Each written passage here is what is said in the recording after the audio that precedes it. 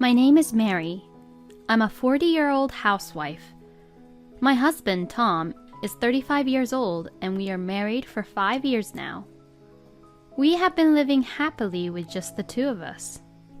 My mother died very early, and since then, my father has raised me as a single father while he was a full-time worker. I was worried for my father that he would be alone if I get married, so even though I was dating someone, it was very difficult for me to make the decision of getting married. So every time I hesitate about getting married, he would think that I am too busy being on the internet. It was then that I met my current husband, Tom. My husband, Tom, understood that I cared about my father and even said that if I wanted to, we could live with our father when we got married. That was the deciding factor in my decision to marry Tom. My father was very happy for me when he heard that I was getting married to Tom. I am very happy for you, Mary. I am sure that your mother is happy for you too. Don't worry about me. Mary, just think about being happy with Tom. Tom, please take care of my precious daughter as well. Please make her happy for all the hardships she had to endure since I was a single father. Although my father had never mentioned it before, he was worried that his daughter was being turned down for marriage because she's being raised by a single parent, or that she was unable to marry because she was concerned for him. My father worked as a company employee and also managed real estates. For our wedding gift from my father, we got a new house where we lived happily. And then, 2 years ago, my father retired from work when he was 65 years old. After he retired from work, my father became less energetic and grew old. So, I started calling my father's house at a certain time every day and visited him at his home quite frequently to check on my father. When my husband's department at work changed, he started to work more overtime, and I started visiting my father's house more frequently. One day, when I couldn't reach my father when I called him at the usual time, I became very concerned and decided to go check on him. When I went there, I found my father collapsed in the bathroom. I immediately called an ambulance, but my father did not regain consciousness even after being rushed to the hospital. After being tested, he was diagnosed as cerebral hemorrhage, and we decided to hospitalize him. I went to visit him every day, but my father passed away without waking up and regaining consciousness. I arranged his funeral and other formalities, even though it was very hard and sad for me to see my father off. The wake and the funeral were held within my family, but relatives who were after the assets swarmed us like hyenas, saying that they had been promised to be given inheritance by my father, which made this situation very difficult and hard on me. However, thanks to the fact that my father had left a solid will in my name, I was able to inherit all of his estate, including his savings and real estate. This will made my heart filled with love for my father even after his death. At the time, I had no idea that there will be more harder times than this. My husband, Ben's family, is relatively full of sensible people, but there is the one relative, my sister-in-law, Jane, who is very sloppy with her finances. Hey, Mary. I heard you inherited a lot from your father, didn't you? Even though we are in-laws, we did become sisters, so please help me out because I actually need help. Jane was in debt, and she was coming to me for money for some time now, even prior to my father's death. Every time she comes to me for money, I rejected the request, but since she has been very persistent recently, I am very stressed out about this. Then one day, I received an invitation letter which was addressed to me. The invitation letter was about the high school reunion. When I was contemplating about RSVPing to the reunion, that's when Tom approached me. Honey, why such a stern face? I have a reunion coming up, but my father just passed away and I don't really feel like going to it. You should go to change your mood. I know you're very sad, but your father won't be happy if you keep on just moping around. That is true. Since Tom recommended, I have decided to attend the reunion. Then, the day of reunion came. I was enjoying conversation with my old high school friends I hadn't seen in a long time. When I went to get a new drink and was alone, one of my old classmates approached me. Hey, Mary. Long time no see. Hey. I'm sorry. Have we met? Yes, we have met. Don't you recognize me? I'm Josh, your old classmate. Even when he told me his name, I still couldn't remember him, but he seems to definitely remember me. Why don't we catch up?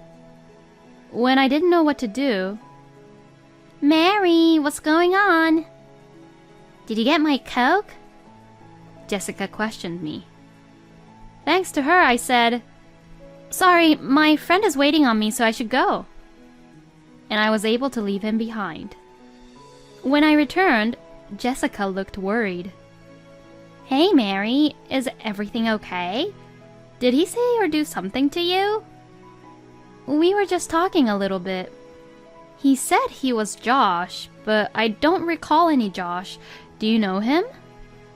Yeah, he's that preppy guy who was the captain of our basketball team. He was the heartthrob who was very athletic and was good looking. Oh yeah. Since he changed his hairstyle and we didn't have anything in common back then, I didn't notice him. You better watch out for him. He is still known to be fooling around. Since he has been checking you out today, maybe he caught your attention. No way. I am married now and I don't look like his type to fool around. Even though I scoffed off what Jessica was telling me, Josh kept on trying to talk to me. So every time Josh would get close, I would try to talk and look busy with other people, but when the reunion was about to end, he got the chance to talk to me. Mary, are you trying to avoid me? If you are, I am hurt. Or are you trying to play hard to get with me? Oh, please. I'm not trying to play hard to get.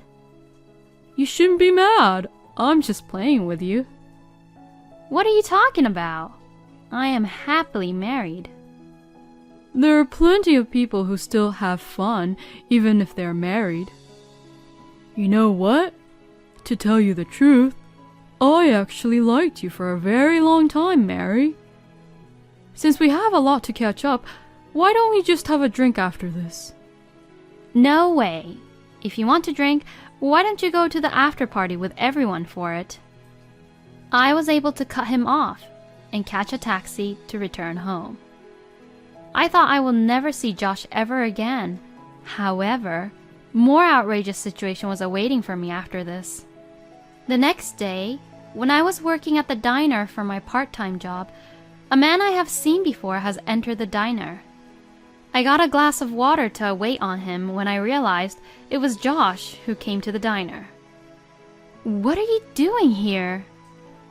Wow, what a coincidence. I am very lucky to see you here, Mary. Are you kidding me? Who did you find out from that I was working here? First, can you get my order? I would like to have 1 cup of coffee.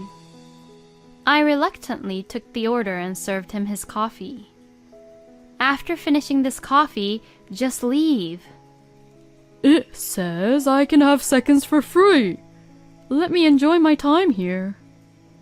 After drinking and finishing his 3rd coffee while talking to me, he finally decided to pay.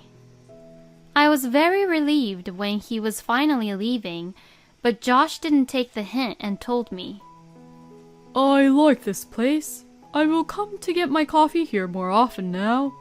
After he said this, he left the diner.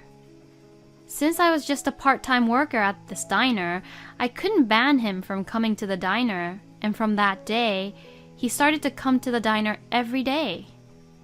I talked to my boss about it, but since Josh was just talking to me and wasn't causing any trouble, he couldn't do anything about it. I wanted to tell Tom about it too, but lately he has been very busy with work that I couldn't tell him about Josh. Some days later, I had a day off from my part-time job. Since I didn't have to see Josh's face because of my day off, I was very happy. But then, when I returned from my shopping, I was very shocked. Mary, welcome back. You were gone for a very long time. Josh was in front of my house. Why are you in front of my house? How did you find out where I live? Because we are soulmates. I know where you are. Stop freaking me out and please leave. You are cold-hearted.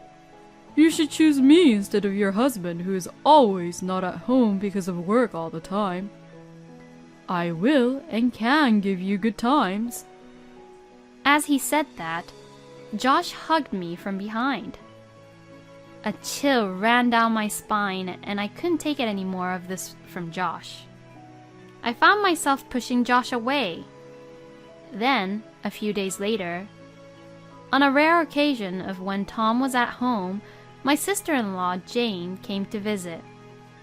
Tom said, "We need to talk," and had a very serious face with Jane beside him. "I had the feeling that you were acting very weird after that reunion, and then realized you are seeing someone else, aren't you?" Huh? What are you talking about? Don't pretend you don't know what we are talking about. We have evidence. Jane got out an envelope, which she turned upside down in front of me. Then, from the envelope, tons of photos of me and Josh pictured together fell. The pictures of us together at the reunion, and the pictures of us together at the diner. And also the picture of Josh hugging me right in front of my house.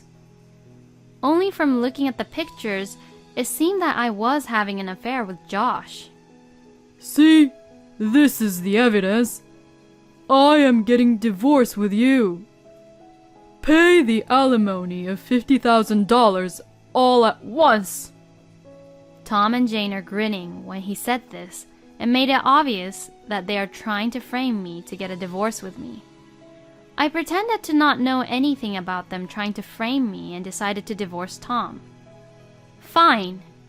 As you say that you have the evidence, let's get a divorce. You can rest assured that alimony and property division will be taken care of. To my words, Tom and Jane looked at each other smiling. I have no intention of letting them go off the hook so easily. From here on, they will pay for what they have done to me. Oh yeah, what I inherited from my father won't be the subject to property division. "What?"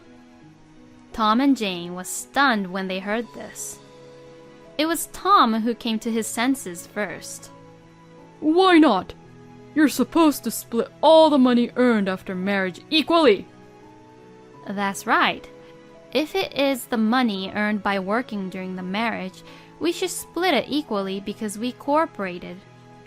But the property I inherited from my deceased parents wasn't acquired through the cooperation of you, was it? The property I inherited is called separate estate, which is not the subject of splitting it equally. Didn't you know? That's too bad, since you were only just after my inheritance. "What?" Do you want to know why I know this? Josh, who is in all of these photos, told me everything. The day Josh came to my house, I called the police on him.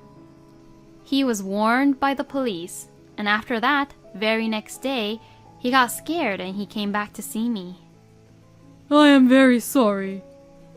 Jane, my coworker asked me to flirt with you." Josh got down on his knees to apologize and started to talk about everything he knew. To my surprise, Jane was the coworker who had asked Josh to do so. When Jane heard about the reunion from Tom, she asked Josh, Hey, Josh, are you attending the same reunion as Mary is attending? If So, could you set a honey trap on her for me? If my brother can get a divorce from Mary, then Tom will get property division, and if all goes well, you will get your share for helping us out. By promising his share, Jane was sure that Tom and I will get a divorce. Because Josh wanted some money, he started flirting with me, and Jane tried to take pictures of that. That's how they got the fake evidence photos and tried to get money out of me. Hold on! I told Josh to flirt with you? Where's the evidence of that? You're the one who's making up everything, aren't you? Jane denied everything. Oh, I have evidence. Look at this. Then I showed my screen of my smartphone. I actually saved the screenshot of the conversation of Josh and Jane on WhatsApp, and I also have the screenshot of Tom and Jane's conversation on WhatsApp. The conversation included such as, I was very surprised. I didn't expect that I would bump into you in front of the Holiday Inn. Me too. Please don't tell Mary about this. Of course. You too. Please don't tell Brad about the guy you saw me with. Sure. By the way, the woman you were with is so pretty. Tell me how you met her. She is from my department, and I work with her. I met her at my work. We're together every day, and I can't be happier. You are with her every day. How can you be so blatantly cheating on Mary and not get caught? If I tell her that I am working overtime, Mary won't ask me anymore, and since she loves her father too much, she's always at her father's house. Since her father passed away, she has been moping around the house and I can't stand her. Hey, you are talking behind her back too much, aren't you? Actually, I am thinking of divorcing Mary and getting remarried to her. I see. Hey, I have a good idea. Why don't we frame Mary to cheat on you? Put a honey trap on her. Even if Mary doesn't actually cheat on you, we can make it look like she's cheating in the photos, and then it is all ours. Let's get both alimony and the division of property. When Tom and Jane saw the screenshot of their conversation, they panicked. Why do you have that? Tom, who's the other woman? Jane, you are engaged to Brad but is still seeing someone else. Just because you both are cheating, do you think I would also cheat? Give me your phone. Delete it at once. Tom tried to take the phone away from me. Oopsie! My hand slipped. No way! My father? What? Oh my god! Hurry up! Hurry up and cancel the photos she has sent to him. They were both rushing, trying to cancel what I have sent to the father-in-law, but before they could do so, my father-in-law saw and read what I have sent. When Tom and Jane found out that I accidentally sent the screenshots to their father, they turned pale. Then right after that, my father-in-law, Ben, has called me on my phone. Tom, it's your fault, so you should pick up the phone. No way, Jane. You're the one who came up with this plan, so you should take the responsibility and pick up the phone. Tom and Jane was pushing the phone around between them. In the end, Jane said, You should do something about it, and returned my phone to me. I picked up the phone and explained everything to Ben. That evening, a family meeting was to be held at Ben's house. Of course, Tom and Jane was scolded and punished by their parents. Both of you cheated, and trying to blame your wife for cheating when she didn't. I can't believe this. I am very embarrassed by you two. We owe Mary's father a debt of gratitude for all the help he gave us all of the years we needed.